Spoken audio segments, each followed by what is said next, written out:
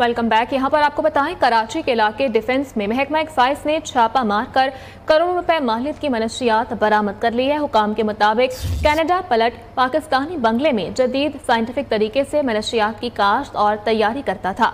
मनशियात का पौधा बनाने के लिए बीज, खाद और मिट्टी भी बाहर से ही आती थी। आपको अपडेट कर रहे हैं कराची से, जहां पर डिफेंस में महकमा एक्साइज ने छापा मारकर करोड़ों रुपए मालियत की मनशियात बरामद कर ली है। हुकाम के मुताबिक कनाडा पलट शख्स पाकिस्तानी बंगले में जदीद साइंटिफिक तरीके से मनशियात की काश्त और तैयारी करता था, जबकि मनशियात का पौधा बनाने के लिए बीज, खाद और मिट्टी भी बाहर से ही मंगवाई जाती थी।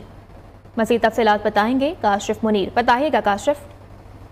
देखिए, ये मनशियात बनाने की एक अनोखा वारदात हुई है कराची के अंदर। डिफेंस के घर के अंदर एक कनाडा से जो पाकिस्तानी आया था, उसने घर के अंदर जो है वो मनशियात बनाना शुरू की है। ये मरजवाना मनशियात है। ये जब घर में छापा मारा गया तो सारी सूरत देखने में आई है। सेक्रेटरी एक्साइज ने कराची में प्रेस कॉन्फ्रेंस करते हुए बताया है कि इस मनशियात बनाने के लिए जो बीज और जो मिट्टी है और जो खाद है वो सारी बाहर से लाई जा रही है और इसको कंट्रोल एनवायरनमेंट में बनाया जा रहा है। यानी एसी लगाए गए हैं, पूरा शेड का इंतजाम किया गया और यहाँ पर जो है वो करोड़ों रुपए की मनशियात बरामद हुई है।